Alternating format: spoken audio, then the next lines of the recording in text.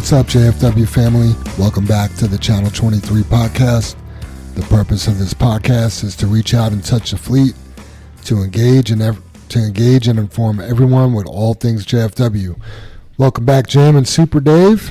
Good morning. Hello. Good morning. Brother Dave is out of town on vacation with his son, so we have a very special guest, Sean Ray Davis. What's up, Ray? What's up, man? How you doing? Morning, Morning, everybody. Morning, Ray. Morning, Ray. Morning. Pretty excited to have Ray here. Podcast. Yeah.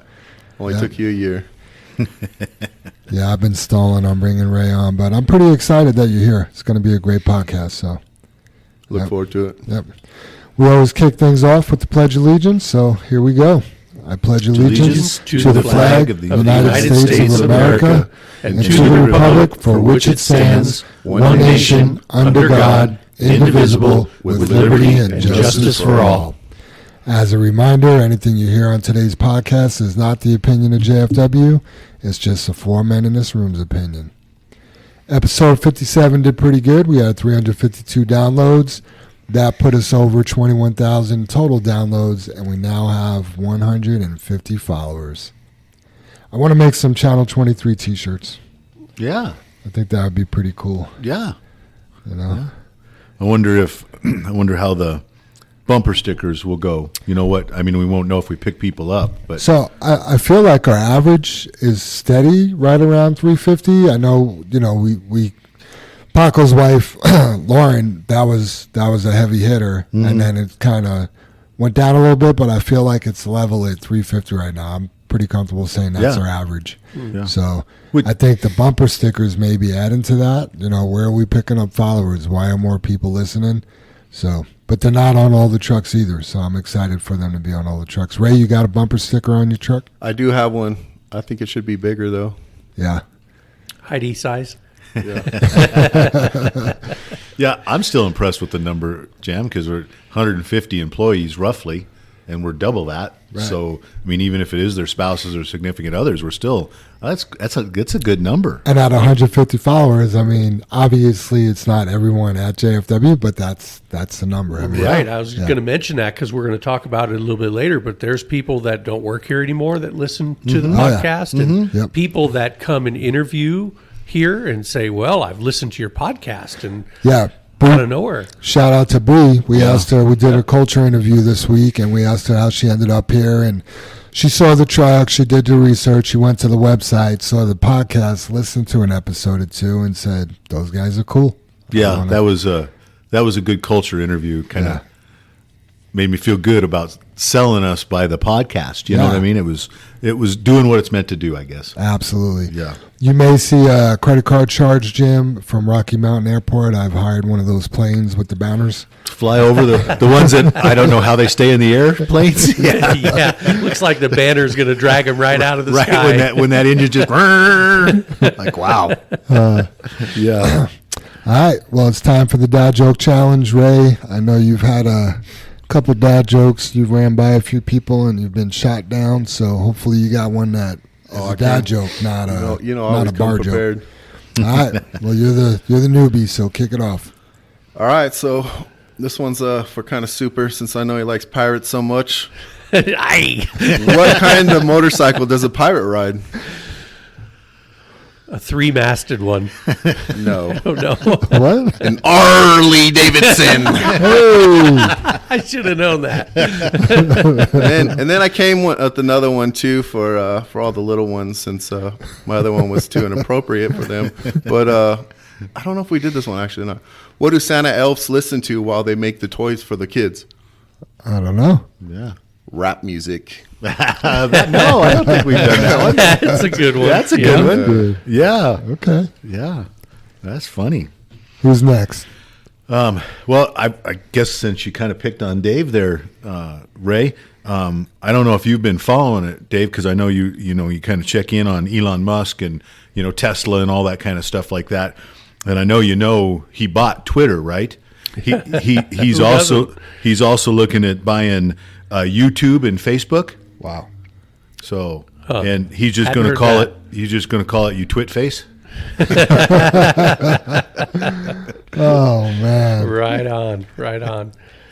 So I don't get why Marvel doesn't use the Hulk to advertise more. He's basically one big banner. Bruce Banner. Oh, man. Okay, I like it. Yeah. All right, guys. Well, back to the gun puns and gun jokes. What is a polite thing to say when you drop a gun? Look out. Right? Oh, shoot. Oh, shoot. Oh. New employees. We had Coleman Amara start this week. Welcome to Yes, the Coleman. team, Coleman. Yeah. Welcome, Coleman. He was really excited to come on board. He's another one of those folks that have watched us from afar. And when he got the opportunity to come on board, he was super excited. Yeah, seems like a nice guy. I had a few minutes to chat with him the other morning, and everyone's saying he and Tanny look similar because of their hair and their hat. How they have, I haven't heard that. Because I think you're right, Jim, because I seen him up front, and I thought it was Tanny when I walked in. You're right. Yeah. Yep. So those guys could be brothers. Yep. Celebrations, anniversaries. We got a big anniversary today. Joanne Leonard, 2 years. Yeah. Wow. Already 2 years. Can't Way to believe it, go, I know. Joanne. Yeah. And then another 2-year anniversary tomorrow, Anthony Harper. Oh, happy anniversary, Anthony. Yep. Happy anniversary, everybody. Yep. Seems like Joanne just got here. Right. I just, because the interview was so funny, Jam, I just remember that she turns red so easy in the interview. And still we can, even in the steering committees, you can tease Joanne and she'll turn bright red. Oh, yeah. She starts a hand fan going. Yeah. Joanne's interviews were funny. She really was a superstar in the first one, and she tanked on the second one. She did. But her honesty shone through, didn't it, Dave? Yes, it did. Yeah. No doubt. Birthdays. Sergio Portillo turned 25 yesterday. Wow. It's funny, I heard your radio announcement, Super Dave. You said, well, you're finally legal to drive here. Yeah, I know it. Oh, my gosh, he's been here for like 4 years. Right? Right. And then Linda. Linda has a birthday tomorrow, and she's been out sick, so we're wishing you a speedier recovery, Linda. We miss you. So get on back here so we can celebrate your birthday tomorrow. Yeah, can't be sick on your birthday. Man, no fun. And then Anthony Harper, not only is his 2-year anniversary tomorrow, his birthday's on the 9th. Oh. So happy birthday, Happy Anthony. birthday, everybody. Yeah, birthday happy birthday. to Anthony, Yep. too. And we got some good family birthday celebrations. Liliana Gallegos, that's James Gallegos' daughter, turns 5 years old. And Evan Hunt, Troy Hunt's son, turns 13 years old today. So happy birthday, you guys. Yep. And then we got Yasmin Mendez, which I believe is Alex Reza's significant other. She has a birthday on 12/8.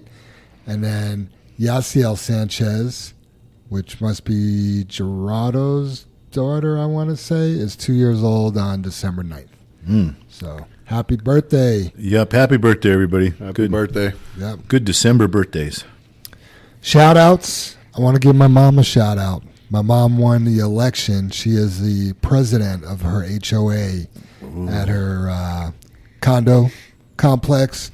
There was an election. It got a little ugly, but they don't know. Don't mess with ladies from Queens because they're not gonna have no stuff. So not only did she win, but she crushed it. She won by like 14 votes.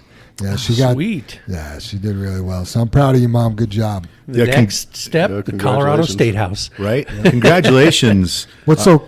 Go ahead, Jim. Sorry. No, I was just going to mention, Jam, that, no matter, not to try to get political like we seem to always do, but it seems to be at the forefront. But that's what everybody's telling us. No matter what, get involved. Yep. And your mom's taken that first step, and I'm proud of her because that's the level we need to be involved. And it's just an HOA, Right. but you're still involved. The thing about my mom, she's like JFW. She wants it to be the very best. Mm-hmm. So she was like, honestly, honey, like, right now it's keeping me busy and I really like it. So I'm thinking another 3 years and I'm done. But when I leave, I want it to be in great shape. Sure. You know what I mean? So awesome job, Ma. Yep. And how many people complain about their HOA? Like everybody. Absolutely, So Dave. Yeah. if you don't like it, do something about it. Yeah. Anybody complains about the HOA now, I'm sending Ray up there So we got you some backup, Ma. Yeah, He's she's got connections now. She knows people. Mm-hmm. Allegedly. Allegedly. You say that a lot. Yeah, He's learned. I'm very good at it. Like my HOA Super Dave, like you bring up, nobody likes them, and I've gotten letters and stuff like that. But every letter I've gotten or whatever the deal is, it's because something's wrong, right? And they're just trying to fix it. And the couple of times I had the one trailer at the house, and we were storing furniture in it for a little bit, and they, I can't have the trailer outside and for a certain length of time. And I just wrote them a letter. I'm like, hey, here's, the trailer. It's got new furniture in it. Here's the receipts from American Furniture. Can I have 2 more weeks? And they're like, absolutely. Thanks for the receipt. Thanks for communicating with us. We get it. After that, it needs to be moved. And that's all it took was communicating. Right. Something we tell everybody all the time. Just tell people what's going on. Communicate. Yep. Can't communicate too much. No, never. Wow. Maybe some people can. It depends on what you're saying, right? Shoot, was that my outside voice? Sounds like you said too much. Right. Allegedly. Allegedly. Right. Veronica and Alonzo want to give a shout out and thank everyone who checked on them and sent their prayers for Mario. So Alonzo and Veronica, they both had COVID. Then Alonzo ended up with like the flu and pneumonia. Mario, I don't know if he's 3 years old, I think, had RSV. He was on oxygen. So people reached out and prayed, and they said it's nice to see that we work for a company that cares. And yeah, we absolutely do care. So yeah, absolutely. That RSV is nothing in the kids to mess with. It's just, it's not good. Yeah. They all seem to have to come home on oxygen. Mm-hmm. Yeah. I feel like I still can't breathe from it. I got it like a few weeks back or a month ago or something like that. RSV? I didn't know that was an adult thing. Yeah, usually you can recover from it, Jam. It's not, you don't need oxygen or stuff like that. But yeah, it is the little kids. I just happened to look it up, Jam, and check on it. Yeah. Huh. Yeah. Shout out to Jake Eatman. Jake, a.k.a. Tex, obviously used to work here. He's still listening to the podcast. He came by here the other day to say hi. It was good to see Tex. What's up, Tex? And then quick shout out to Zeus. I had a little back and forth with him the other day. He's still listening to the podcast. So glad you're still listening, Zeus. Yep. Hey, Jake. Hey, Zeus. Glad you guys or Jake, glad you stopped by. Good to see you. And Zeus, glad you're still listening, buddy. Yeah, it was good to see Jake. Last I talked to him, he was running those end dumps down in Texas, but apparently that's fallen through. And I think he was on his way to Grand Junction, but then farther on out to beyond Idaho, yeah. Yeah, running his own truck, though, right, Dave? I mean, he's doing like a lease to purchase. Or I just had to laugh because it was snowing like cats and dogs in the mountains. And he was headed west on I-70. And I was like, Jake, you better, take it easy going that way because it doesn't snow in Texas. Yeah, it was pretty bad when I went. I just went to Utah, and it was pretty bad. It was crazy. Yeah, he was in a loaner, so he's got a nice Pete 389, big sleeper, the whole thing. But he was in a loaner until they got that truck. Oh, wow. So, wow. Yep. And then this guy did not want a shout out on the podcast, but we're going to give him a shout out anyway. Right. And that is Steve Schlager. He wrote us a really cool letter. Jim's going to go ahead and read that. Yeah. Yes, Steve. Sorry, man. We have to mention because it was such a good letter and such, I guess, maturity, and it's a good feeling to have a friend like you out there. So I just wanted to send this card in appreciation for everything you all have done for me. Might sound weird, and it's taken a lot of years to come up with the words and courage to send it, but it had to be done. You guys all gave me a shot as a young kid to drive this big fancy Pete, which was my dream. But most importantly, you treated me like family, even when I had rough times. You guys taught me work ethic, how to work hard every day, and keep a genuine smile on my face. Taught me that it's normal and right to be passionate about everything I do. Helped me buy my first and second home, gave me the experience with the lowboy, which then led me to where I am now in the crane business. Moral of the story is, I wouldn't be where I'm at today if it wasn't for you guys and the JFW family. You guys have created something special that I can guarantee no other company has. Man, it is so cool to sit back and watch you guys grow and grow. I'm glad I got to be part of it years ago. I look forward to Wednesday's podcasts. It's nice to hear everyone laughing and having a good time, just like I remember. It also helps me stay focused on everyday crane rental jobs and how not to be complacent. And he wrote down here at the bottom, don't want to shout out on the podcast, but yeah, when you get, I don't know, you got to share. You can't happiness and goodness and remarks like this, it makes you feel good. So we got to share. And he ends it with cheers and much love from Wisconsin. So thanks, Steve, for taking the time, man. Steve's a good kid. Yeah, that's more important than anything to all of us. I just have to laugh because we all looked at each other when we read that letter. We're like, dude, you're getting a shout out. Right. We can't listen to you, Steve. You know, we cannot do that. Yeah, the other person I don't want to shout out ever is Jam. I try to put out a shout out all the time for Jam, but he don't ever put it in there. But shout out to all you do, man. I appreciate that, Ray. Yeah. Yeah, I always feel funny, you know, the guy hosting that podcast shouting out to himself. I mean, but I do appreciate it. Thank you. Any day I'm having a bad day or something like that, and I come in and I see you out there, you know, I could come in and, you know, laugh at you at least. Yeah. I agree with that. I talked to him, I don't know, 3 weeks ago, and he was a shoulder to cry on. Yeah. So, yeah. Much appreciated, Jim. Thank you. Yeah, absolutely, man. That's what we do. We're family here, and we have good times and bad times, and laugh and cry, and you know, it's been quite the journey for myself being back. So yeah, good stuff. Yep. Yeah, just shout out for me. I know we talked about it on Monday, and I sent an email on it and stuff. But I think Oswaldo down in dispatch with Randy, and I know Linda's been back. They've been covering for her because she's down and out. I heard her cough last week before she, you know, couldn't come in Monday because she got sick and it didn't sound good. But dispatch has been crushing it lately, Jam. Don't you think? I mean, just they're all gelling. You know, it's a good feeling. They're firing on all cylinders, and I told you yesterday, it's just fun to watch. It's like, you know, it's like, yeah, just everyone's doing great. They're all working great together. It's since I've been back. It's the best I've seen it. So. Absolutely. And I know, you know, Dale was in the loop down there, and he went back to driving. Thought it would fit him a little bit better, but he's also now stepped up and going to run the loader up at Arcosa, and hopefully that works out really well for him because we appreciate him just taking the time to try to help us out and see if he likes it too. So yeah, I don't know, just good stuff. Talked to Dale a little bit yesterday myself, and it seems like he's happy being up there. Good. You know what I mean? So, yeah, a lot of good things, you know, going on, getting the right people in the right seats, and, yeah, it's been a good week. Yes, absolutely. Any other shout-outs, guys? No more? Yeah, I'm good. Good? We could probably list a lot of people though, Jim. But I mean, let's just get the employee list. And, right. Yeah, we get. I don't know. It's just good people. Who was it when we used to do the Spotlight Awards? Was it Sergio?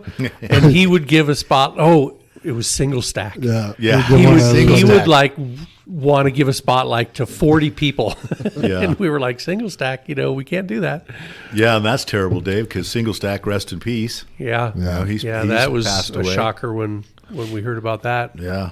And we'll talk about it a little bit more too, but, you know, about having the right people in the right seats, but we've been getting a lot of good people here, and then we've been picking some weeds, and the weeds have been pulling themselves a little bit too. Mm-hmm. So I just feel that always adds to the culture when we get 3 good ones, and then, you know, somebody that's not really a good fit or something, you know, goes down the road and just makes us better. So a couple things to talk about. Open enrollment ends this Friday, right? Correct. Yes. The 9th? The 9th. Yes. So you got to sign up for your benefits or decline coverage by Friday.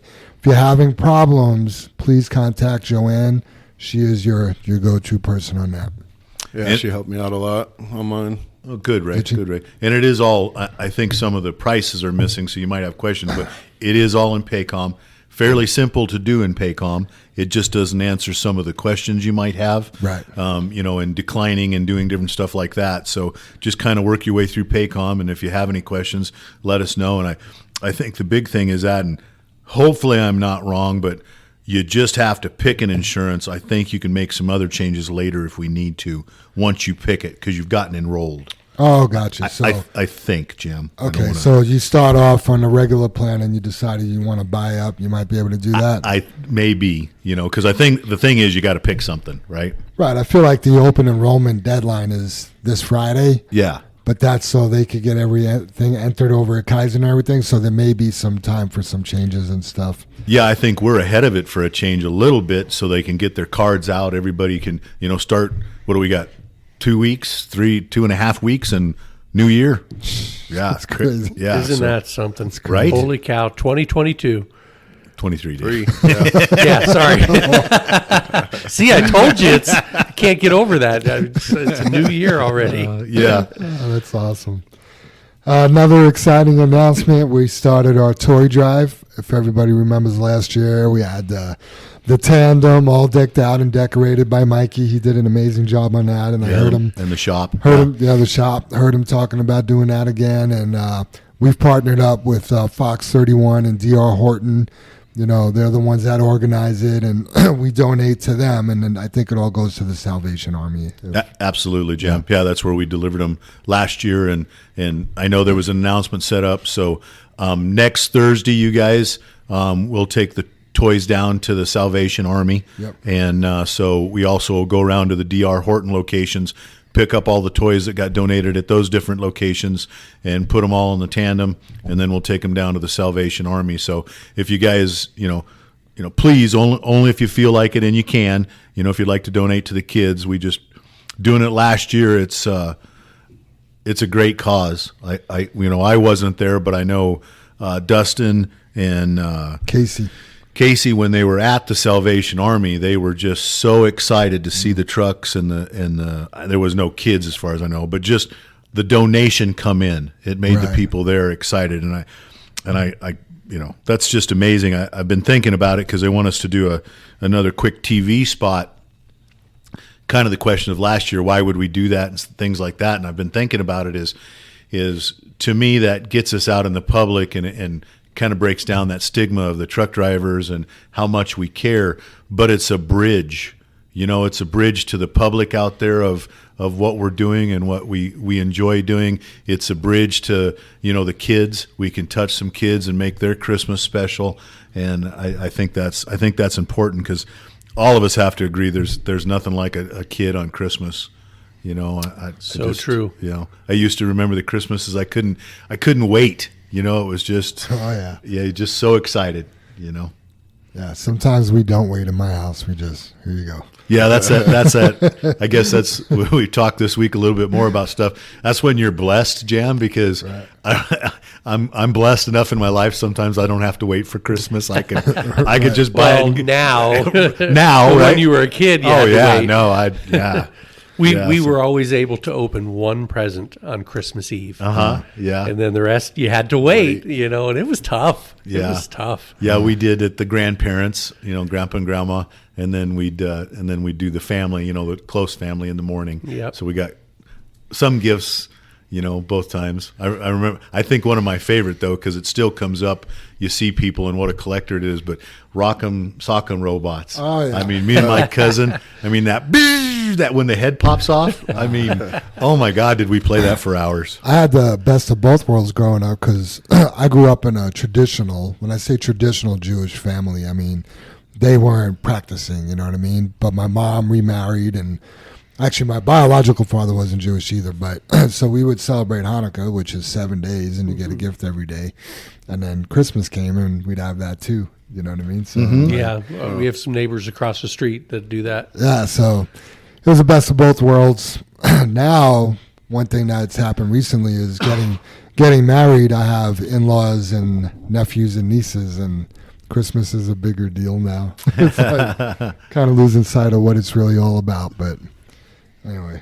Yeah, we're doing ours. I think we ended up having to do ours on the 30th, Jam, just because everybody, Danielle and Tyler are both working, and when it's a little bit bigger like that, that family is important, but it's tough to get everybody together on the day, which it doesn't make any difference. It's still the importance of getting the family together. Absolutely. I think we're doing The 17th is sticking out of my head for some reason, but not really sure why.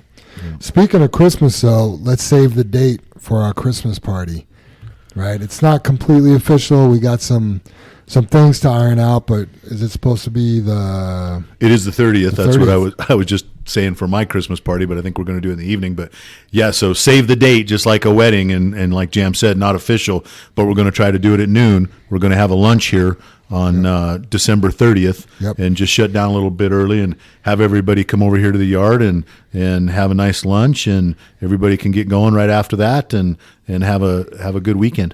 Has JFW ever shut down early before? Not that I know of. Not Yes, for our open house that we had with Mick. Oh yes, good thing, good call, Dave. Yeah, you're right. We did, but not for a holiday. No, not like that. And I mean, usually that week's a little slow. Not to put everybody on edge or anything, but it's just the holidays. It's weird weeks. It's a good time to do it. Yeah, Last year I absolutely. didn't even remember. No, I just walked in. I was like, what the heck's happening?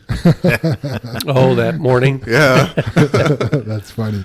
What do you got going on for Christmas, Ray? I got my old lady's kids and stuff. We'll do some time with them on Christmas Eve and then Christmas, and then going to her parents' house. It's kind of cool because her parents kind of took me in as a stepchild now, so nice. I get to do a lot of family stuff I never did, growing up as a kid, because I grew up a little bit different, in California, and I come from the gutters. We didn't really have Christmas because my parents were drug addicts. That was more important to them, but it's kind of putting me in a different place to where it's nice, it's different, but it's kind of the love, it's different.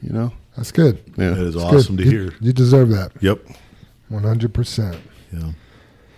Next thing on the list is the Fair Play Run. We started running that. I know there's some concerns. Jim, you let us know every morning about that. I'm not taking a shot at you. It's just No. it's a concern. Yeah, and that is the great word for it. I told you guys I'm concerned about it. It's just because of the I don't know, we talk about speed kills, and that's a run we can't have speed on. Yep. It could be, I think yesterday or the day before, it was sunshining in Fair Play, and then over the pass it was snowing a little bit. Potter sent us a couple, or we looked on Potter's camera. It was snow packed in a few areas and not hard to get through. But that's where I worry that people or that's my concern, is we just got that one gear. I got to get the load. I got to get the load. I got to get over. I got to get back. Yep. When if you just take 15 minutes for the whole run, it's a safe, easy run. Drop your weights down. Don't use your cruise control. Watch your jakes. Be able to chain up if you need to. Pack some winter clothes, because everybody's going to run that. There's just so much to that run. There could be some, wind across the road down there in Jefferson, Super Dave? Sure. Where it blows Yep. across the road so bad. From And Jefferson all the way across that valley, past Como, until you drop down towards Fair Play. I mean, even Fair Play, that's still in the middle of that valley. Yeah, And yeah. the wind just blows. It could be a beautiful sunny day, but that wind is blowing the snow across the road, and the road is going to be solid ice. Yep, Yeah, absolutely. It changes really quick. I think it was last year I went up there and it was nice out. It was crazy. It was all nice out. Went up there, got loaded, and I came back. And as I was coming up the top of Kenosha, I seen some people running across the road. And I'm like, what the heck? And all of a sudden I see, and they actually went off the edge over there, went into the trees, and they were running from the van for some reason. And I was like, I was hauling. I ain't gonna lie, I was going pretty quick. I'm like, man, I need to slow down.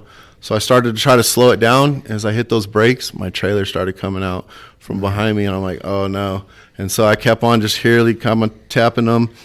And as I started going down even more, there was four-wheelers off the side of the road, and it was crazy because I got it down to about 5 miles per hour, but I could not stop completely.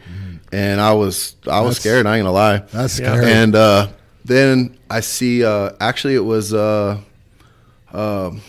one of our trucks had gotten stuck trying to go up, and there was a tanker behind it, and I'm on 19, and I'm talking to the truck that's stuck and everybody, and the tanker's talking about, I think I can get around them before you can come, and I'm like, I got no brakes, I can't stop. So he went, and as he went, the four-wheelers behind him started going, and I'm like, oh my God, man. I'm on the air horn, I'm out the window, like I can't stop, and I literally slid all the way down to the bottom of that hill. And it was sad because like there were some older people and they were off the side of the road, and like the lady's like, please, can you help me? Because I got the windows down, and I'm like, I can't stop. You know, there was nothing I could do about it. So I mean, I remember I learned a lot. But I remember that. Man, it changes really, really quick. Also, they put a little snow chain area up there too, for we can chain up when we go up. Good. They just put that up. It's a big area, so that was kind of cool. Yeah, that's awesome. Yeah, and that's just what I'm talking about, Ray, is how quickly it changes in that little bit that you're not paying attention, you know, that or that point where it changes where you can't stop. Yeah. You know, and it's just a more dangerous run this time of year. Yep. And so, you know, you mentioned it kind of, Jim, but you didn't actually say the words. It's all about situational awareness. Oh, yeah. You know, you're just buzzing along. Even you just mentioned it, Ray. You were just buzzing along, minding your own business, but you were going too fast. Yeah. And then it unfolded in front of you, and you're like, holy crap, I got to slow down. But you just have to realize that you have to be that guy that's prepared. It's like being the Boy Scout, you know. You just are going to snap your fingers and you're going to be in a situation. Yep. And, you know, I bet you the people in those cars didn't realize that when they saw that tanker going around the stuck truck that there's another truck coming down. Yeah, right? they don't have CVs in their cars. So. Right. Yeah, or can't see because they can't see around the tanker. Yeah. Yeah, and that's also the run we get the most speeding tickets on, you know, on our CSA is all through that area. I know yesterday there was an inspection in Pine Junction. Yep. You know, so you got to be prepared, you know, like your paperwork, all that kind of stuff. And we'll talk about that here in a little bit, but it's just, it's kind of like everything. It's not, you know, rocket science, if we want to call it that. You know, it's like the CEMEX haul there out of Arcosa, but it needs to be done right. And that's what we're after. And then we won't have problems. We won't situations won't arise if we're prepared. The other thing too is, you know, we used to do that run a lot. I don't know if we had, you know, 40 loads coming out of there a day at one point at least, right? I mean, that's what it'll be this summer, Jam, right? Yeah. Right. And then we haven't hauled that run for a long time. There's a lot of little towns on the way to Fairplay where these people go about their day-to-day business, you know, and there's not a sea of red trucks. And then one day, you know, red truck, JFW, going too fast, not doing, you know, making us look bad. Well, that raises some eyebrows. And those cops up there and those people up there, they don't like that. They rather us not be driving through their town every day. Yep. So yeah, great point. You mentioned it earlier. We're so visible, but you know, also out of respect, we're going through their home. Exactly. You know, and the thing is our trucks are super quiet. You don't hear the Jake, but we can't be speeding, and they won't notice it. Yep. You know, we can't be on their bumpers. We can't be pushing them in their driveway when they make a turn. You know, we have to be respectful. We're in their home, and if they don't see us and don't have interaction with us, they don't know we're there. Yeah, let's be noticed for the right reasons, like how beautiful and shiny our trucks are, and how well we're driving through the town and observing the speed limit and stopping at the red lights and so forth. Sure. Let's not be seen for the wrong reasons. Yep. You going to say something, Ray? I was going to say, yeah, yesterday was pretty good, though, because I went up there yesterday twice. And I know a lot of people are on the CB talking about what they should haul out of there because it was nice down here. It was nice all the way until you got to Kenosha. And then it was snowing all the way up to Fairplay first thing in the morning. Wasn't really bad. But I know a lot of people ask, like, hey, what are you going to get? What are you going to get? What are you going to get? You know, you're going to do 32. You're going to do, you know, and our overweights don't work over this. So, you know, I did see Kendrick up there, and he said, you know, a lot of us were doing good stuff, you know. Yep. So good job on everybody. What do you think about when you show up somewhere and, you know, JR, Kendrick, or Scooby are there? What does that do? Do you think that's effective, or how does that make the fleet feel? It does it is effective because people think about it. I like to goof with you guys and tell everybody and throw it out there just to mess with you guys. I'm like, hey, Jam's here, or, hey, Kendrick's here, watch it, but right. I'm also looking out for my people too at the same time, just like the DOT. You guys are like the DOT when we put that out. Yeah, except that we're really on your side. Yeah. And we're just there to help. Yeah, no, I get it. Yeah, it was funny because Kendrick asked me, he's like, yeah, you need anything? And my wheel started turning in my head. He's like, never mind. That's funny. Speaking about being in the public eye and, the presence we have, this is kind of upsetting. And got a little story to tell you here. So the other day, I don't do it solely, but I'm involved in our social media, our Facebook and Instagram and stuff. And a message came around, and it said, it was an Instagram post, and it says, "Gotta love these JFW drivers. I'll be sending this to their safety guy. Got his trailer with the number," right? So before I watch a video, because we get this often and it's nothing, it's like, you could have been more courteous too, or it takes two to tango, you know what I mean? So I hit the play button, and it was just disgusting, right? We had a driver going southbound on Highway 85 approaching the Highway 7 exit in the left lane, and there's another big truck, long-nosed Pete, in the right lane, and our guy waits for the last second and cuts this guy off and slows down to the point where this other truck had to slam on his brakes. It was a miracle there wasn't an accident. And what bothers me is gotta love these JFW drivers. These JFW drivers, not that JFW driver, nope. Not this individual. We got just kind of lump summed into what this person did, and he's not the face of JFW. He's actually somebody that doesn't work here anymore because of this, because we're not going to tolerate that kind of driving. But I just hate to have one person tarnish the name because, well, if that red truck did it, then all the red trucks do it. Yep. And maybe there are a couple other guys out there that do the same. But for the most part, our drivers are amazing. We do a great job. Yep. So let me just jump in. I'm sorry, Jim. No, don't apologize. He went from the left lane off the exit. Yes. Kicked up dirt. There was a Yep. cloud of dust. I mean, it was gross. Yeah, basically, 3 lanes, if you want to call that? Yep. Fast lane, Yep.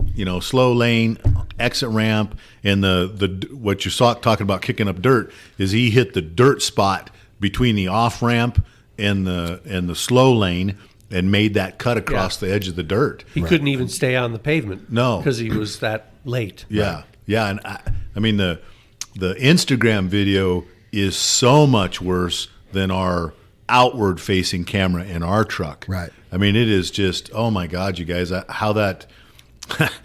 I would have had to stop and clean out my shorts if I was the other guy. Yeah. Yeah, and this guy, I think he's listening because his name's Jesse. Okay. And we've been back and forth a little bit. He asked my phone number, and I told him about the podcast, that we would be talking about it. And I wanted him to hear from the owners, even though Dave's not here, you're here, and just us, and maybe even Ray could chime in, one of our other drivers, about what we think about that, because that's not who we are, So I know we don't push that here.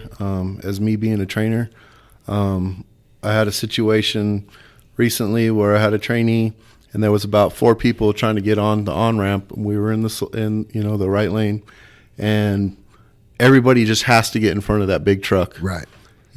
And that trainee only wanted to let so many over, though, and get on. Right. And I told him to slow down, and he kind of looked at me a little bit, and I told him, that's not the JFW way.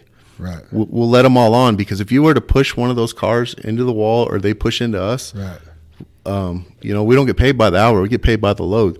So therefore, now we're sitting there for hours. We just lost all kinds of money when you could have just let out of that, out of the gas just a little bit. Let them all get on and continue on our way, and everybody's good. Yep, absolutely. That's definitely taking the high road, Ray.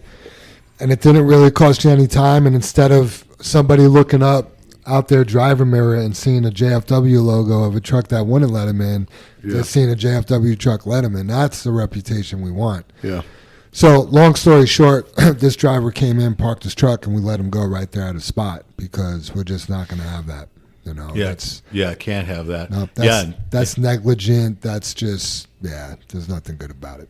Absolutely. He won't be missed. So, Jesse, if you are listening, again, we apologize, but that is not who we are. Yep. Yeah, I was just going to say that, Jim. Yeah, Jesse, we're sorry, man. That's not who the rest of us are here, and we had to thank you for making us aware of it. That's all it is. If we don't know about it, it's like getting a bad meal at a restaurant. If you don't say something, nobody knows about the bad meal. Right. Because ultimately we're all on the same team. We're all out there trying to make a living, and we're driving the same roads, running out of the same pits. What's cool about this guy, Jesse? At the end, one of the last text messages he sent me was, you know what? I'm not going to hold this against you guys. I'm still going to be courteous, and I would help you out. Yeah, that's nice. Yeah. That's all we can ask for, because he shouldn't have to. He's our culture, right? Right. Yeah, it's and I've mentioned it I don't know how many times in a podcast, and it's not against the Marines, but I love that example of you're driving behind somebody in a car. He's got a Marine license plate, and they flip the cigarette out the window. Right. It just that's a reflection on all Marines, and this is a reflection on every one of us and all truck drivers. Right. Yeah, that cigarette situation has left such an impression on you. You bring it up. I'm not digging on you. No, it's just stuck in your mind. Yeah, like that. Yeah. It's tough not to stereotype people. It's very hard. You have to second guess yourself and say, "Oh, don't do that." Yeah. And we're stereotyped already. Exactly, JFW. Yeah, I'm stereotyping Ray right now. One of my brothers cut off Jim one time, and he came in there and told me, and I had to have talk with somebody about it. You're right, Ray. He did cut me off. The reason I told you about it, though, is he had his girlfriend or whatever on the back of the bike, and that was a problem for me. Yeah, it is definitely. Yeah, safety is one of our most things. Yeah, no. Just that rider. No reason I'm hurting that rider. No. So. And the rider usually gets hurt worse, right? They get thrown, and gosh. Yep.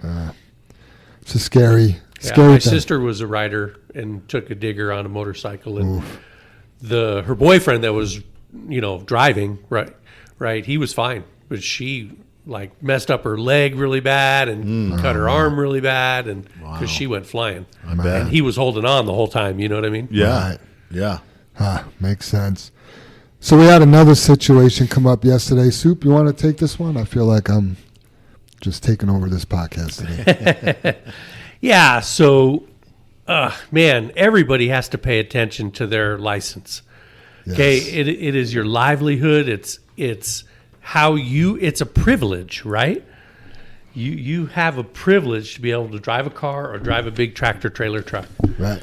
And, unfortunately, another situation that didn't shine well on JFW, but he was pulled into an inspection point, and his license had been suspended or canceled, as it is. And he played dumb, like he never knew about it. But that's still your responsibility to know the status of your license, right? 100%. Yeah. Especially when your job is driving. It's your life. I mean, it just bothers me that it reflects on all of us again. And what happens if it was even worse, right? And you mentioned that, Jim, a little fender bender, and then Frank Azar gets a hold of it and forget about it. Yeah, I just, I know it was the driver tried to blame us or blame other stuff, but I guess I tried to reflect on it last night because it seemed like a long day of weird stuff, that just shouldn't be happening yesterday. But, for example, my daughter Danielle, she's got a nursing license, and I know she renews it all the time, but she has to stay on top of that license and renew it. It's her responsibility. She can't let it lapse, or she can't nurse or whatever. And she knows when it renews. Right. And how would you like to have a nurse giving you care with no license? What does that do for lawsuits like you mentioned, Dave? Right. And in this case, the person, and we let him go yesterday, they didn't have their license for the last 6 months. Right. 6 months it was expired. Yep. And we previously had an incident with him where it was suspended. He was pulled over in the port.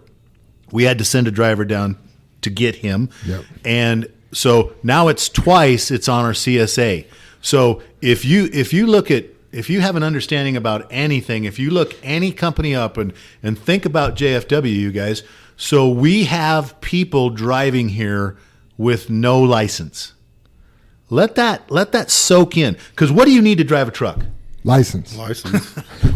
I mean, how do we not make the correlation between what do you need to be a truck driver is a license, but you don't have it? Can I jump in real quick, Jim?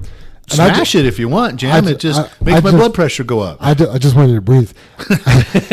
I just want to be clear. So once a year, Super Dave runs everybody's motor vehicle record. We have to, Jim. We have to. It's DOT. And we're compliant with that.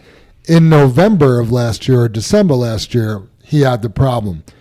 I feel like, and I don't know if you or Brother Dave brought this up, we actually paid to help this driver get his license back. Yeah, he had the problem in November. I run MVRs at the end of the year. I do it in December. Right. So in December, right, he was good again because we helped him be good again. Yeah, I'm pretty sure there was some money. We helped out. Yeah. Right. Yep. So he was good. And then, I mean, do we need to run MVRs every week? I know. I feel like I do we need to do it every, once a month? Yeah. I mean, how do we keep up on that when you had a valid license? We helped make sure your license was valid. And then you did some bonehead move or something and got it canceled again. Yeah, and you look at it, Jam, as, oh, I moved, or nobody told me about it, or whatever. Well, at some point in your life, you did something that your license could be suspended. Do you know how many times my license has been canceled? I hope none, Jam. I know 0. you, right? None. Right. And if it was, I would have figured like at least 10 times. Well, it almost was when you first met me, but it wasn't, right? So, and what's interesting, and this comes down to ownership, right? So we brought the guy in and said, hey, once we found out what was going on, we ran your motor vehicle record, and you've been driving around with no license for 7 months. His response, I didn't do that. Well, you did do that, and it's your responsibility to know the status of your license, not ours, So, and shout out to Alonzo, because the guy was cleaning his truck out, and as he was leaving, he had some choice words about JFW, and Alonzo Ariola gave it right back to him. So, shout out to Alonzo, and he didn't know what was going on. He just heard somebody badmouth JFW, and he's like, I work here. This is my family, and we're not having that. That's awesome. And how hard has Alonzo worked to get his license? Very. Right? Yep. And that's the thing. And, you brought it up. I guess I want to keep going over this a little bit because it's just like our insurance company has always looked at us when they set up, like our criteria. What is it? Above 25, Super Dave, 3 years of experience. 2 years of experience. Valid driver's license. License. They give us a list of major violations, and that's one of them. That's one of them. So a medical card is what you need also and stuff. But what I'm getting at is the bottom line, even if we meet all those criteria, is when we look at somebody, what he's taught us is they need to be defendable. Mm-hmm. And what he means by that is about being defendable is if we have an accident, you're not at fault, but you go to the court and you're sitting in front of the jury, and the jury can bring up that, hey, it wasn't your fault, but you haven't had a driver's license for 6 months. Yep. What else are you doing? Yep. Are you a good driver? And it was suspended in 2021. Right? So it wasn't your fault, but was it your fault? You can't defend them. Yeah,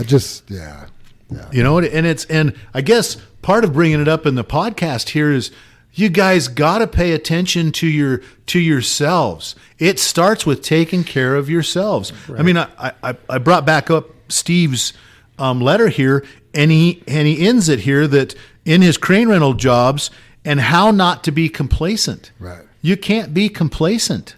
Yep. You have to take care of your lives, and then you can take care of your kids, you can take care of your significant other, your parents, your friends. Yep. But if you're not taking care of yourself, and at some point, my whole thing about this, at some point you did something that the consequences are getting your license suspended. Right. And if you didn't do anything about it, you gotta know your license could be suspended. Right. Yeah. When you bring up that letter and we have Ray sitting here, how do we have guys like that, responsible, own their stuff, take the job serious, and then we get a guy like, driving around with a canceled license? I recommend everybody go get the book. Actually, I have it. I'm not reading it. If you want to borrow it, it's called Extreme Ownership, and it's by Jocko Willink.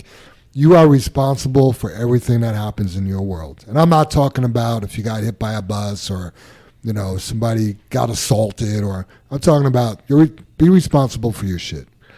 But also, you touched on it, Jim, when you wanted to add it to the outline today, is think about how your actions affect others.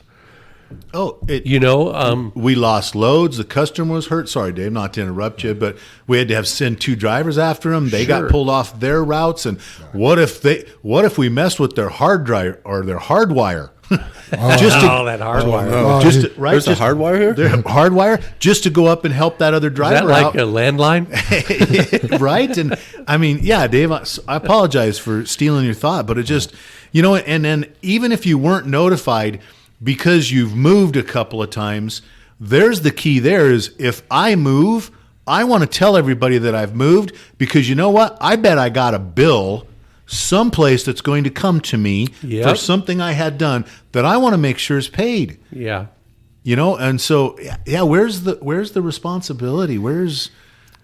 Do you think he didn't update his address on purpose for those similar reasons, Jim? Right? I was going to mention that, Super Dave, and I just had to. It was right on the tip of my tongue, and I'm like, yep.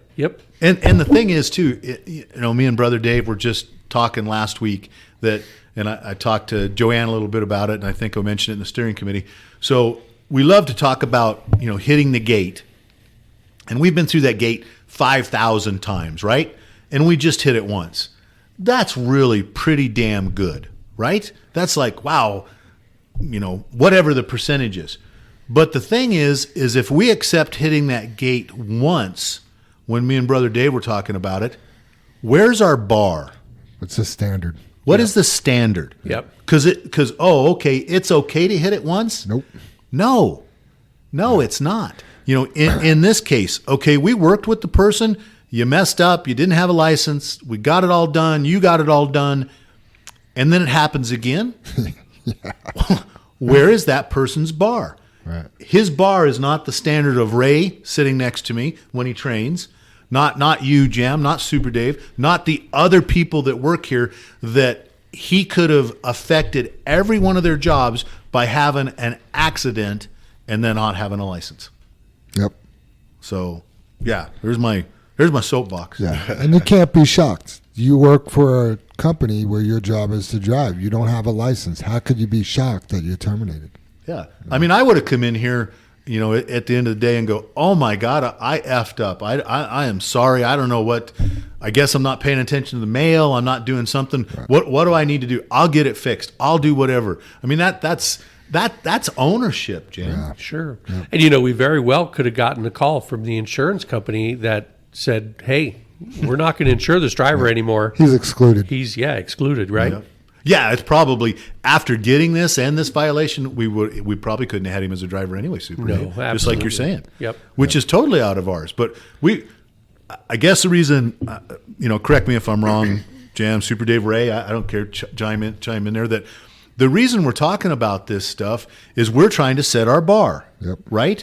And we can't let this or these 2 incidents, like cutting that other driver off, and it was horrible, is affect every other one of our drivers. We can't. We're the shield to protect them. Yep. And that's part of our jobs. Yeah. It was so bad when I first watched the guy's video. It was similar to the YouTube videos you watch that are preceding the big truck wrecks. We've all watched them. Right. It was kind of like that. And I was like, oh my God. Yeah. Yeah. And just, go down to the next exit. Yeah. Or here's one. Fall back. Fall back in line. You need the right lane to exit. Be in the right lane. What's that other pedal next to the accelerator pedal? The clutch. No, we don't have clutches in our trucks. You know how hard it was for me to switch from going from a manual to an automatic? I don't know how many times I went to go push that clutch in. Mine, Ray, because I don't drive that much, right? You obviously know that. I love to reach for the gear grab shift. for it, I grab for that gear shift. That was it for me. It was a phantom There's thing. nothing there. Yeah. Yep. Yeah. I don't know if we beat that enough. If we talked about it, because I think so. We're just trying to make a difference. Yeah, and I mean the other point is we want the fleet to know. Yeah. Where a standard is and what's let's be acceptable. better than And that.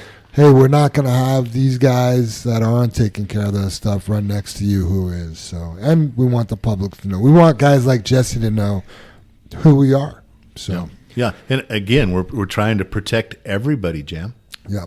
See, if you take care of those details and you are kind of on your game, I guess, everything else falls into place. You do well at your job, you do well in your relationships, you are a good mentor for your children because you hold yourself accountable. Yep. Right? Everything we talk about. Yeah. Yeah. 100%. All the time. Yeah. So pretty funny. Last night, I'm getting ready to send out the outline to you three guys, and I almost included Brother Dave, and I'm like, oh, he's on vacation. Let me leave him alone. Right, Jam? Yeah. And then he noticed. So Brother Dave shot us the email, and he wrote this pretty nice letter, and I'm going to go It was ahead. wonderful. Yeah. So Jim, you want to go ahead and I was like, wow, he typed that whole thing out on his phone? On his phone, right? He kills it on his phone because Yeah. I would have so many mistakes to take me 3 hours, but I know he had some downtime. I don't believe this was on his iPhone. No. He can't run that thing. So it's a great. I guess he basically wrote an article here, you guys. Yeah. And what he's talking about is December 7th, 1941. Pearl Harbor was And bombed. What's today's date? December 7th, Yeah, right? that's right. Right. What's so let me just interrupt real quick, and I'm sorry, but I started reading through it, and then I got to the end, and I'm trying to look like for who it was written by. I'm like, oh, this is written by Brother Dave. Right. When you're not here dealing with all the other stuff, sometimes the creative juices flow a little bit, Jim. Yeah. Right. Yeah. So hats off to any of the servicemen that have served or will serve in the future. I guess thank you for your service. I don't know the exact amount that was lost in Pearl Harbor. It's a pretty large number. I do know that some of the shows I've watched, that the fortitude that after the attack happened is amazing. We rebuilt every ship there at that yard except for one that was able to sail. But anyway, so Brother Dave, to everybody here, good morning. 81 years ago today, America survived the worst attack ever on U.S. soil. The bombing of Pearl Harbor. President Franklin D. Roosevelt rose this great nation with words of encouragement, telling us that today is that day that will live in infamy. And I mean, hopefully everybody knows that when he was addressing, I believe, Congress at that point, I think. I kind of thought it was like a radio address that he did all the time. Was it? Yep. I think so. Yep. Today is a day that will live in infamy. So America won that war, and we as a country have probably never felt as unified as we did that day. We had one common interest, and we shared one goal, and that was to win the war. After FDR won the war, America stumbled for a little while.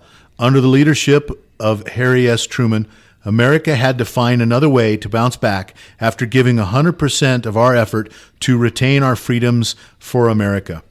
In 1953, Dwight Eisenhower took the reins to lead this great nation, creating work and prosperity by what is known today as our interstate highway system.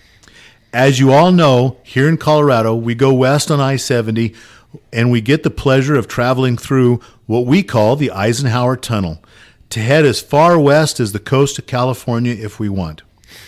These leaders all had a common theme in mind, and that was creating work for hardworking Americans and protecting our livelihoods making America what it has become today.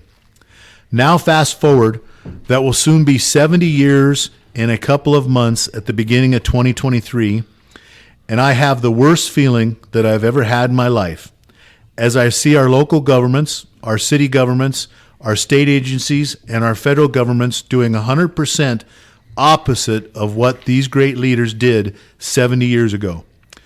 They are restraining our roads, they're driving off business, and they are doing everything in their power to strangle small businesses just like ours, where you yourselves make your livelihood for you and your families. It's people like you and I who have made America what it is today. It's times like these that I think of a quote from Abraham Lincoln, who was president from 1861 to 1865, before he was assassinated. He made the statement, "America will never be destroyed from outside. If we falter and lose our freedoms, it will because we destroyed ourselves." I mean, think of that, Right. Yeah. 1861, Yeah. 1865, right? We got 180 years ago. He had it right. Right? Spot on, Yep. right? I would love to see you all drive with your lights on today, kind of like the flags at half-staff in remembrance of Pearl Harbor, and to keep in mind, fight the good fight. Do the right things. Make yourself and your family proud. Let's all be leaders out there and make everyone proud of you. He wrote this before, the license debacle, right? Right. And he said, do the right things, make yourself and your family proud. Let's all be leaders. Every one of us can be a leader out there and make everyone proud of you. And that's what we need to do, and I understand his feeling, we're talking about politics again, and I understand his feelings of, being scared or being worried. His son is 17, and what future does he have headed forward? Bella is what, 8? 8 years old, yep. And That's right. I think about my grandkids, 13 through 3, and man, what are they going to face? Right? Sure. And Ray, I know you said you have some stepkids there and stuff, and I know, I talked to Dave not about this article, but I talked today, if you think back when the country wasn't doing very well after World War II, how scared were our grandparents or their parents, at that time? What did they think? So kind of in the same place we're at, and we've done some great things. So we have to hope that everything will be all right, but not if we don't get involved. Right. Not if we don't help. And I'm not saying Democratic or Republican. I'm just like getting involved like your mom. Yep. Starts as simple as an HOA or handle how we handle ourselves out on the road.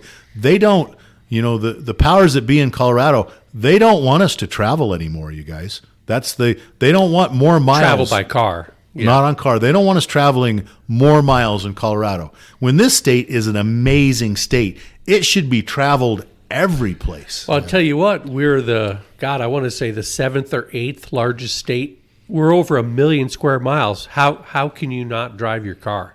to see the beauty. I mean, we have an amazing state. Yeah. And so I totally understand. And he ends it here, be all you can be. Peace out, Brother Dave. And, thanks, Brother Dave, for the... Yeah. Brother Dave, we feel you here today. Yeah. Absolutely. Great article, Brother Dave. It's been weird because I like to come in and mess with him in the mornings, or when I come in and he hasn't been in there, I'm like, huh. We need to send that into like 5280 magazine or something. Right? Yeah, just such true words, but you look back through our history, and we have to be able to make changes. Have to fight the good fight. 100%. Fight the good fight. I like that. Right? Yeah.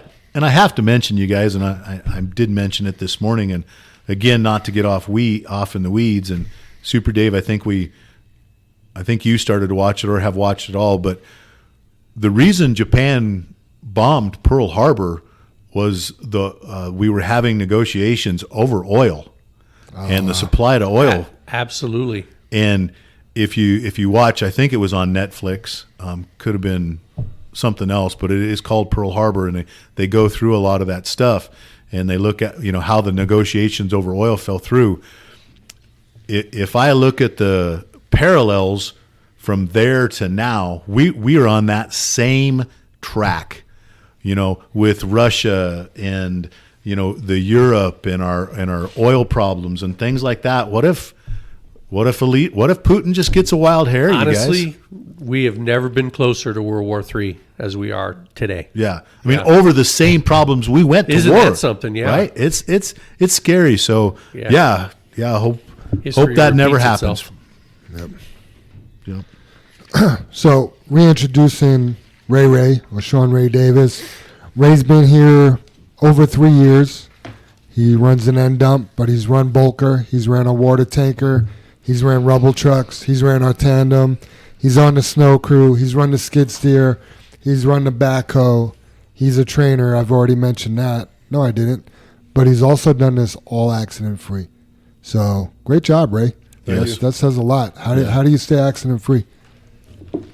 Eyes open, ears open, paying attention. I thought you might just say because I'm damn good. Because I work for JFW. I just didn't want to toot my horn too much. No. Make sure you're talking to the mic, Ray. You're a humble guy. Cool. Yeah. You, just like you said about jam, though, Ray, I don't want to interrupt you or take your time away here, but, being humble, but this is important. This is who you are. I mean, the accident-free part, thank you. Yeah. You're welcome. Absolutely, thank you. And you're setting the bar. Yep. You are the bar. You should be proud of that. I'm one of those people that think that the company ain't making money, then we ain't making money. So therefore, if I mess something up, I take money out of my own pocket because that money goes towards raises. It goes to all kinds of other stuff. It goes towards the nice equipment that we get to run. When I first started trucking, I drove some horrible trucks. I had no air conditioning, no heater. I had duct tape holding my whole dash, together. But I came here though now, and I've learned a lot, and I love working here. Awesome. Before we dive in too much to all the work stuff, what do you like to do outside of work? Outside of work, of course, I like to ride motorcycles. I play Speed QB Airsoft professionally. I spend time with my family now. I make candles and clog dancing. I'm just kidding about the clog dancing. I seen it in a movie or something like that. No, nobody ever knows what to get with me, so that's why I kind of threw it in there. People look at me, but but the making candles is true. Yeah, I do make candles. But they're like skulls and it's cool stuff. It's not all your fruity stuff. I can make some stuff like that. I mean, if you pay me, but that's funny. You making Santa Clauses for Christmas? Painting them red? No. How about if they were on a Harley? Yeah, if I can make the mold. Nice. Everything's done with molds. I'm not that great. Like, I don't carve these out by hand like a lot of people think. Right. I have molds for them all. More wax in there and yeah. That's all I did. Got it. So you mentioned you like to ride motorcycles, but you actually ride with a motorcycle club. You got face tattoos, and you're a little bit intimidating looking, and I feel like you probably get stereotyped a lot. And I do a lot. This will all come together here in a little bit, but, if somebody looks at Ray, they probably think you're mean, obnoxious, rude, asshole, all those things. And then you start talking to Ray, and he's actually a super nice guy. So tell us a little bit about some of the things you go through with, your persona and who you are. It's been a little difficult because I am a very nice person. I do care a lot. I come from nothing. I come from the gutters. I came out here almost, 25 years ago. I got in trouble right away, but I learned a lot, though, from when I got in trouble. I did 7 years in the penitentiary. I did 4 of them, though, in a horse program. A lot of people laugh about it, but I learned a lot. I learned responsibility. I learned patience. And I think that's what makes me a good trainer. So I got a lot of patience with people. I take the time. When I talk to a trainee, when I first get with them, I kind of fill them out, and I tell them, I'm here for you. So what you need, I'm here for you. Don't worry about if you want to come in early. I'm gonna get up and I'm gonna come in early too. If you want to make that extra money, hey, let's do it. Let's do it together because I'm here for you. I want to come in at 6. Yeah, that's fine. Okay. It's really not. I'll be here. I'll be here waiting. But no, I never had that one yet. But what about on the outside? What are some of the things you deal with? On the outside, I get judged a lot. I get a lot of looks. I've learned to just kind of let it go. I don't let it get to me too much. Mm-hmm. Here I do a little bit just because it's not me. Like, I kind of feel like Batman sometimes or something like that. I have two sides of my lifestyle, you know, because being in the club, I have to balance not only my family, work, but the club. So I basically come here, and when I come here, it's about work. It's about me making money. It's about me making the money for my family and everything else. All that other stuff, all that politics and stuff goes out the door. I don't care your beliefs, whatever, anything like that. I'm here to make money and to do the job that I was hired for here. Okay. I like that. I remember one day, I actually was in Brighton. I was picking up a pickup truck, and my wife jumped in the pickup, and me and my daughter were in the Jeep coming home, and big shocker, the Jeep started overheating, you know, so I just pull over at this little convenience store in this little dirt parking lot so I wasn't leaking antifreeze everywhere. I barely got the hood open, and another pickup truck pulls up, and it's Ray. He's like, "You all right?" And I just thought it was pretty cool. I mean, obviously he recognized the Jeep because at the time it was probably wrapped and all that, but I appreciate you stopping, Ray. Like, oh, no problem. You know, you could have just went down the road and told me on Monday you see me stuck somewhere, you know. So you do have a good heart, and I appreciate that. Now, you mentioned you were in the horse program, and that's what made you patient. And actually, I was talking to Gilbert Benny a little bit last night, and he's like, "Oh, so Ray's on the podcast." I'm like, "Yeah," and you know, we were talking a little bit, and he said he has gotten to know you a little bit on some of these out-of-town runs, and you're one of the more patient people that he's ever met. So tell us more about the horses and how that made you patient. So with horses, they don't speak English, obviously. So you have to learn off of them. You got to have a lot of patience to understand them. And it's kind of like training. So everybody's different. Everybody trains different. Some people, they're visual. Some people are on hands. You just got to figure that out. And so I had to figure that out with the horses to train them. Also, the horses that I trained, they were for the Pegasus program in Colorado Springs, which is a program for kids that are special needs kids. Oh, wow. And so these kids, I would train these horses, and they would send me videos back of them riding these horses. And it was pretty cool to see them because it actually gave them the feeling of walking, because these kids have never walked before in their entire life. Oh, wow. That's amazing. Very cool. Now, had you been around horses before in California? Or? No, never. That was like the never, first time? Yeah. So how'd you get in the program? Were they were just like, "Hey, you're going to the horse program," or you? No, it was a program out there, but I'd heard that, you know, when you go out there to the horse program, you're kind of like not locked up. Like, you're out there doing a job. You're not. There's not bars or, you know, everything around you and stuff. So I was in that program for, I think, like 4 years. Huh. And it was pretty cool. I actually got a lot of offers when I got out, when I was getting ready to get out, to actually train horses. They actually paid for me to do a Brooke Brannaman course, so I knew how to rein and do all kinds of stuff. But I started thinking about it and didn't think that, you know, it was really feasible when I got out. So when I got close, I went into the heavy equipment program. That's actually where I learned how to drive, how to run heavy equipment and stuff. But I'd been locked up for so long that they said I was institutionalized, that they wouldn't just let me out on parole. So I had to go to a halfway house. So when I went to the halfway house, I got out and I started looking up places, excavation places, and the first place was Bel Air Excavation. So I actually went there and I asked, I was like, "Hey, can I talk to the guy, you know, that does the hiring?" And he happened to be there, and I walked in and I talked to him and I told him my whole kind of story. I was like, "Look, man, I was a knucklehead growing up. I'm just looking for a chance. You know, would you give me a chance?" And he was like, "Can you start Monday?" And that kind of started my whole excavation thing all the way up to doing trucking. Nice.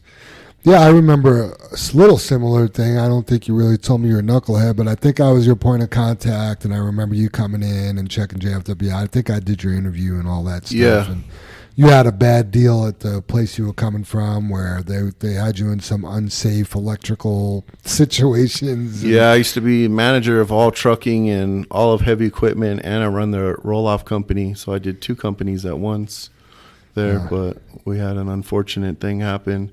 Someone got hurt. It really wasn't my fault, but I got fired over it. It's the first time I've ever been fired. Yeah, pretty much. It was all because of insurance stuff, and they didn't want to get sued. And Gotcha. Okay. Ray, how old were you when you first went to prison? 19. 19. Yeah. And obviously, what, 7 years did you say? Yeah. So kind of the horse program and the heavy equipment, did that help you to mature at the same time, or was that just like a perfect time for you just to gather all that? I mean, do you think you'd learn as much if you were older? I guess that's my question. No, it did mature me, made me think about a lot of things. You know, I did almost all my 20s in prison, you know, and I wanted to do things in life. I had a chance to better myself, and I think that's why, too, training and me being so humble is I want everybody to learn and to do things and to know that you can do anything in life if you just really put everything to it. Very true. You are, I'm going to say you're a great trainer, and the reason we say this is we always get good feedback from your trainees. We do our culture meetings right up here in this room, and we ask people who their trainer was and how it was, and you've had, I'm going to call them raving reviews about your training program and your patience and, you know, going over things multiple times if need be and stuff like that. Randy actually, and he didn't know you were coming on the podcast, I just overheard him say yesterday that you're the best trainer we have because you're very thorough and you care and you produce great drivers for JFW. So where does that passion come from? I know you said you've learned the patience part from the horses, but to have a heart of a teacher, I don't have a heart of a teacher. Well, with some things, with my gun stuff and things I'm passionate about. But where does your passion come from? Just people. I like training. I get to meet all kinds of neat people. You know, I'm actually really good friends with a lot of people I trained here. They all call me. They still call me in the mornings. You can ask any of my trainees. My phone's going off all the time with all my trainees, you know, and it's just, how you doing, you know, because I get a bond with all these guys, like Gilbert. I trained Gilbert, okay, you know, and it makes me feel cool and fun, you know, and proud sometimes because now he's a trainer, right? And then I get to hear all the good things that he's doing. So it's like kind of like I molded some of that stuff, you know, like I heard a while back on the podcast when you guys were talking about Gilbert up there at Morrison, and I was like, you know, I taught him. That was my, you know, and you guys are like, oh, how good job, you know, that he was up there teaching, you know, up there and getting people to do it. Absolutely. So you're an asset to a culture. You know, you definitely, we call it drinking the JFW Kool-Aid. And, you know, I've seen you get upset from people not doing things the right way. I've had my phone go off, you know, if you're upset about something that's not, you know, fitting into the JFW culture. How are we different, and how do you add to that? How are you guys different? You guys care. Jim and Dave are here every single morning. They got a better attendance than I do. That's true. But you can. I wasn't going to bring your attendance. You can actually sit down and you could talk to them. I've always been 100 with them. Things that I thought might be issues here, I've actually came and talked to them face to face, and you know what? They're like, hey, you know what? Just, you know, be good. And it's been like that. It's really nice to know that you can come in here. You guys can. I can talk to Jim or Dave or anybody here about anything that's kind of going in my life. I feel comfortable with them. You know, they don't judge me at all, and you know, I get judged a lot. Yeah. What do you think we could do better? Oh, that was a hard one, but I kind of put on there. I think we need to do more trainer meetings, maybe, because I like to learn. Like, I'm not perfect, so sometimes I get stuff from other trainers, or actually one of my trainees might train with somebody else, and they'll tell me, hey, we did this. And it'll process it through my mind, and I'll be like, oh, you know what? Maybe that is, better. And not every way is exactly right, but you can take something from one person and take something from another person and make something better.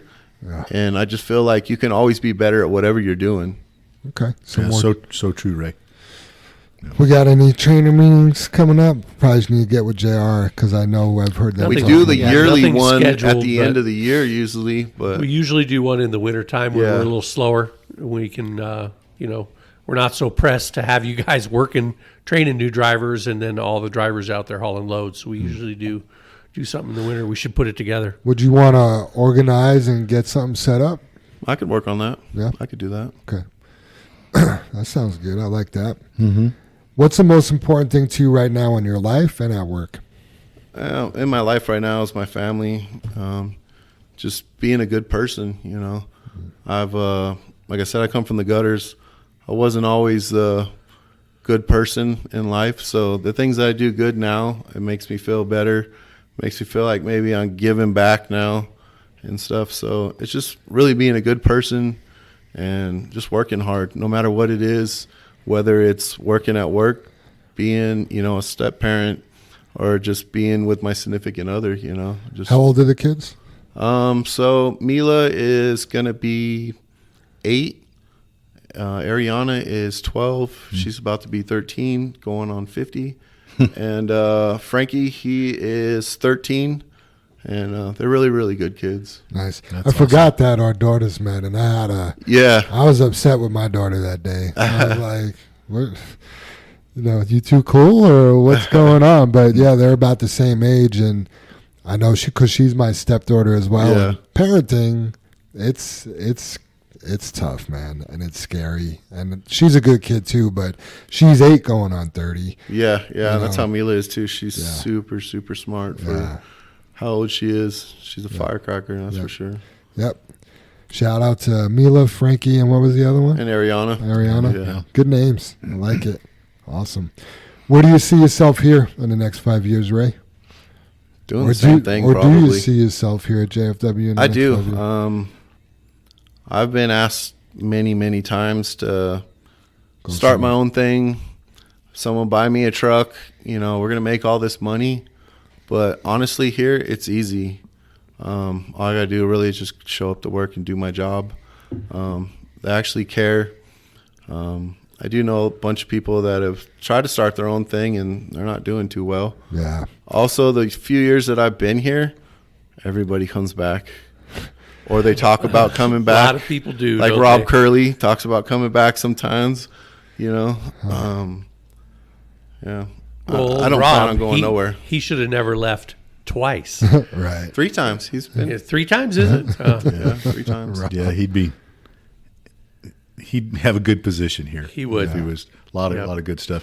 Yeah, Ray. I mean, I don't want to change the subject politically again. I keep doing that, but when you say that people have used to be the American dream to start your own business, go out and make your way, and I think that's some of the stuff that the rules have changed, where it is very difficult if you have a new business to be able to start your own business and go out there and navigate all the rules. So that's something that's missing that I wish more people had success.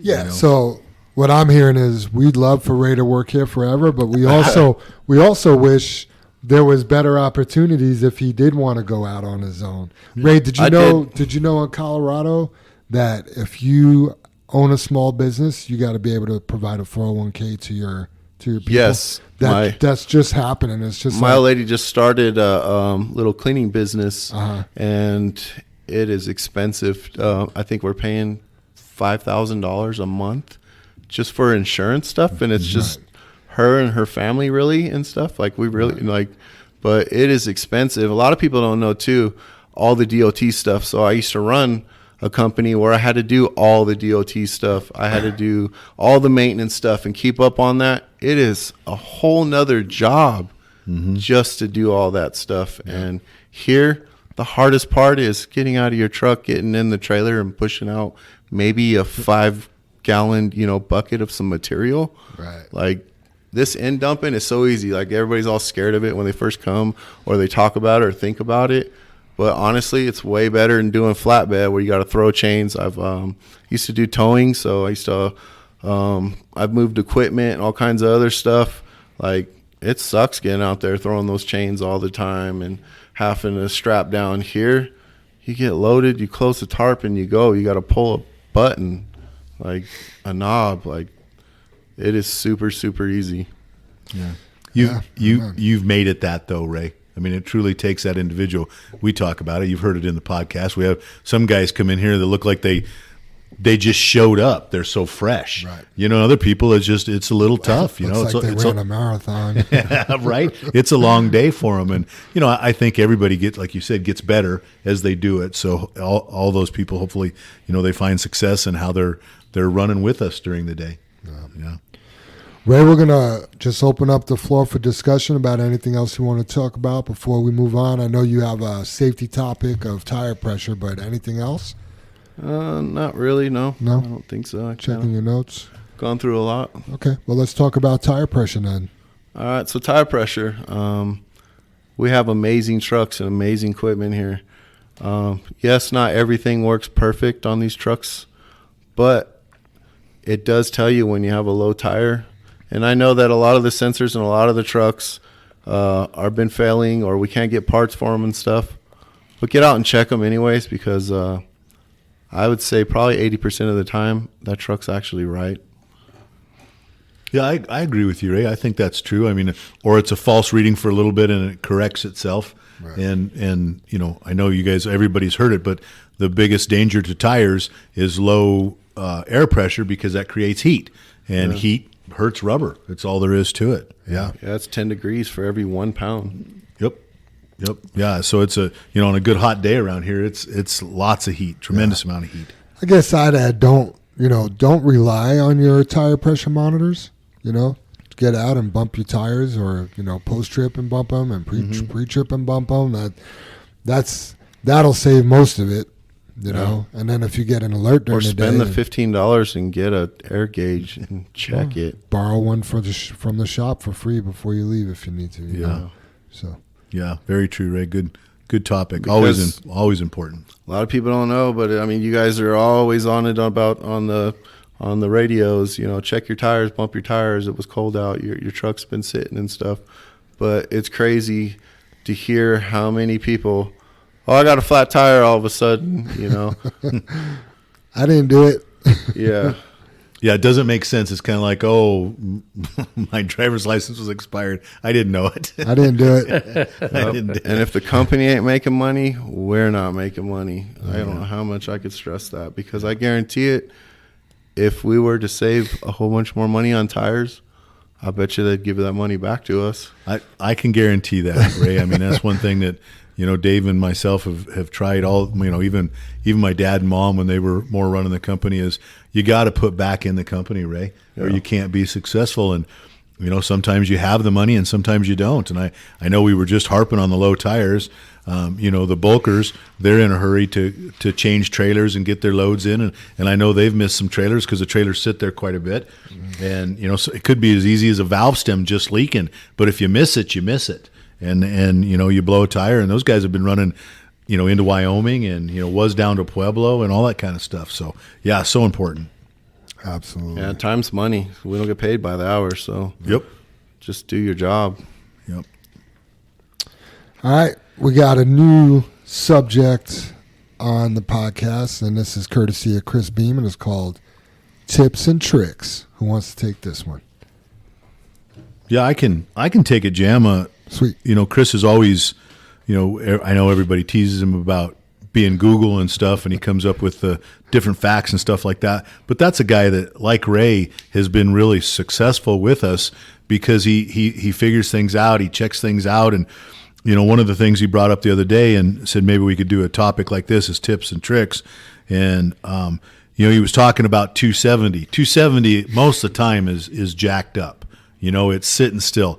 Maybe eastbound, it flows. Westbound almost always stopped. And one of the things he talked about was, guys will call in on the radio, hey, I can't make it up to Fry's, the map shows it's 20 minutes or something like that. And, he'll do it too. He says, hey, I know it shows 40 minutes or something like that. And a lot of times you can beat what the map says if you have good traffic. And one of the things he brought up is, hey, 270 is okay between maybe 10 o'clock and 2 o'clock.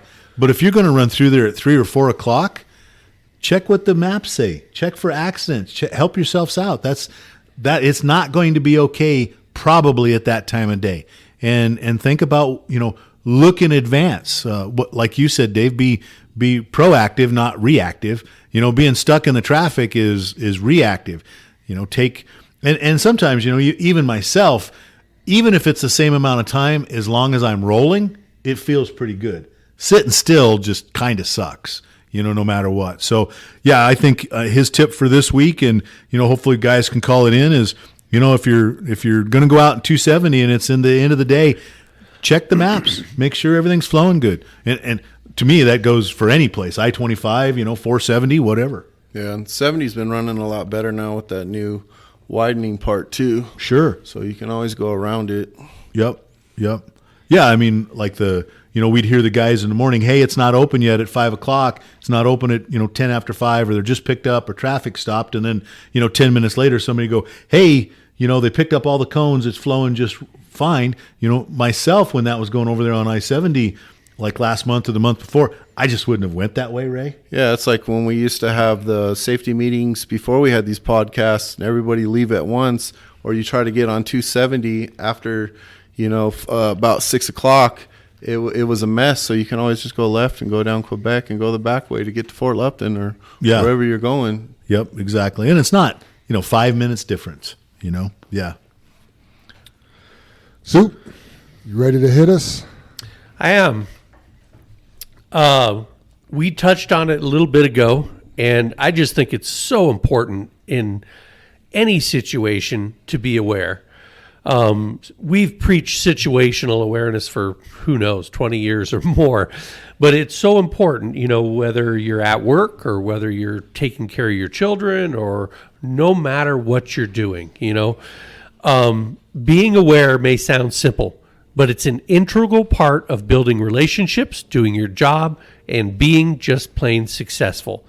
Awareness can help you acquire knowledge, take advantage of an opportunity that otherwise would pass you by, and enable you to help someone else that you might see struggling or save your life in a dangerous situation.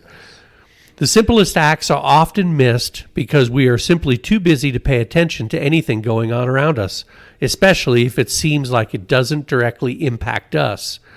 Alertness is not an innate behavior trait for most of us. It takes practice to establish good situational awareness and become more aware of your surroundings. Whether you're driving, on your first date, in a business meeting, pumping gas at the store, or standing under a tree during a lightning storm. You get the picture. We should all practice becoming more aware. But how do you practice becoming more aware? It's actually very simple. All it takes is to get your head up, open your eyes, and look around. Practice observing people around you. Try describing them to yourself. Then check how accurately you were able to describe them. Or look at a car as it passes. Then look away and try to remember the make, model, color, license plate, how many doors it has, and how many passengers.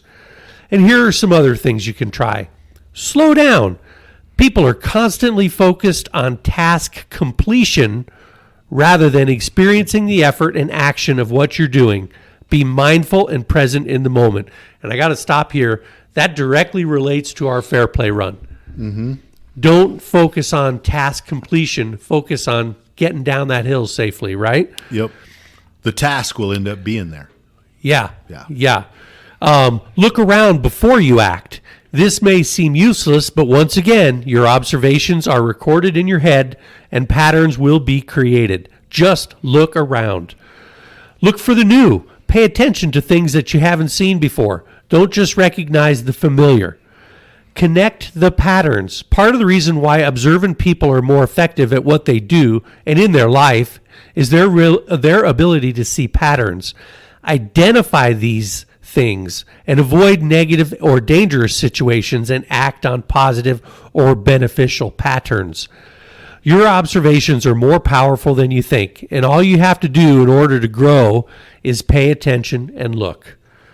And the quote this week, I think it's always important to be vigilant of what you're doing and aware of your surroundings, and that is by Leona Lewis. So let's be situationally aware and pay attention out there.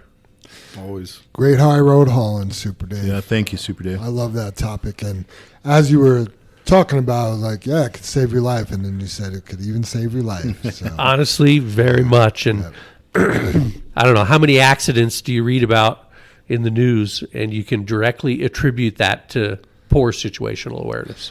Yeah, I mean, just, that's something I teach in my classes, Soup. And I always tell people, one of the places that you really need to practice situational awareness is behind the wheel. Yeah. I mean, going through intersections it's crazy. So thank you for that. Final thoughts, everybody? Yeah, I don't know. I'll bring this up because I had a couple other ones. Did we miss some? I'm sorry. Did we miss some things? No.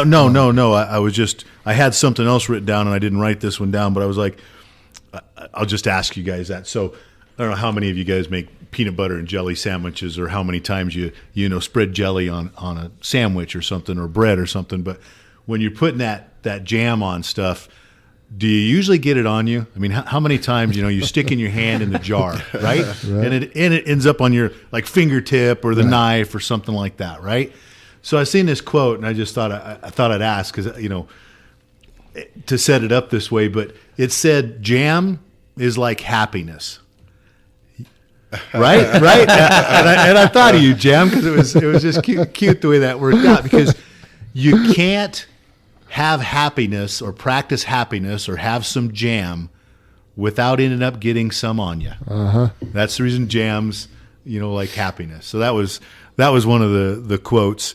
And then for every minute you're angry, you lose 60 seconds of happiness. So those are my two for this week. I like it. That's awesome. Let's be happy. Yeah.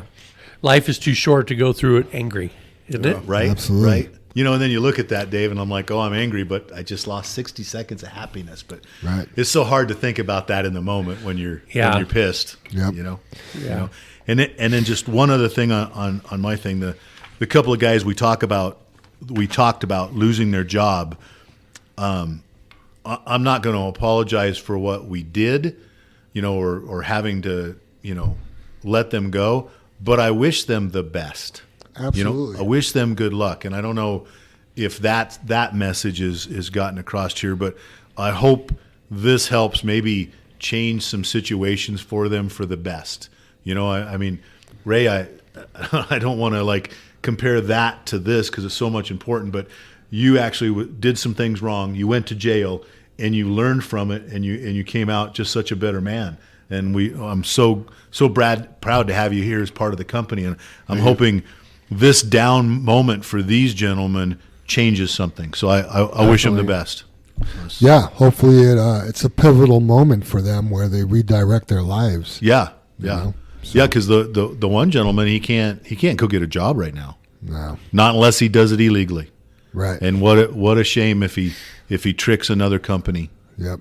So. Yeah. Ray? My final thoughts is be yourself. Everyone else is taken. That's a good Also, New Year's is coming up. There's everybody makes these New Year's resolutions. Let's make one that everybody can do. Use your blinker. Okay. I like that. That's a good one too. Nobody does that anymore. No, nobody. Oh, man. Nobody. It's frustrating. Yeah. I don't use mine. I don't want people to know my next move. So. Right. Yeah, that's why I don't put my address out when I move. There we go. don't want DMV to find you.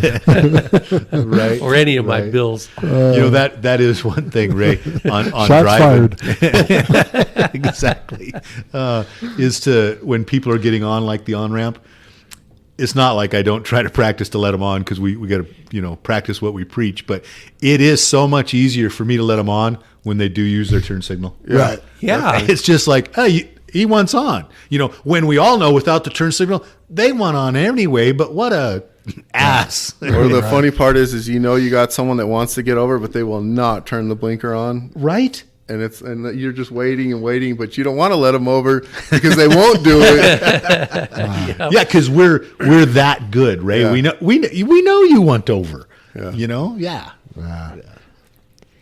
I just got angry, Jim. I lost some happiness. I'm just thinking 20, 30 seconds? What'd you lose? About 5 seconds.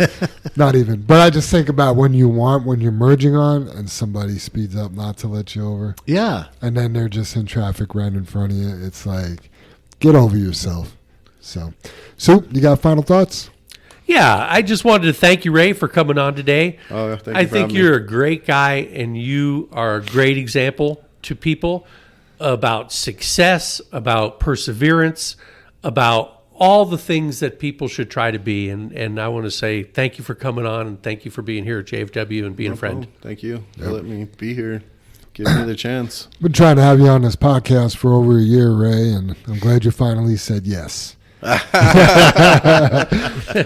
final thoughts for the day, and excuse my language, but own your shit. Take care of your business. I love right? it. Be responsible for yourself and your future and your job, and it's nobody's fault. You got to take care of your own stuff. So, yeah, you're so right. I was just thinking of Ray though, because if you compare yourself to Ray, most people have no excuses. Oh, yeah. right. Yeah. Right, Ray. I Yeah, mean, they have no excuses, buddy. You can stand there and go, you have no excuse. A lot of people don't know I lived in a tent like these people on the sides and stuff, but I actually hid a little bit because it wasn't like it was now. But I've lived in a tent before. I mean, I've come from nothing, and the things I have now, I have a beautiful home, nice motorcycle. I have a beat up truck. It's all right, but I do have things in life, and and it's all You have from a hard family. work. Yeah, You got people that care about you. Yeah. And Ray, I mean, you're a guy that has had every excuse to do things the wrong way, and you do it the right way. Yeah. So, good job. Yeah, good job. yeah. Thank you. Let's hit the creed and go on about our days. Sounds good. Together we face and overcome all that stands before us. Together we are accident free. Together we joyfully create honest value for those we serve. Together we celebrate our differences and respect those with whom we work. Together we are accountable for our words and our actions. And together we are the JFW family. All right, guys. everybody. Thanks for listening, and we'll see you next week.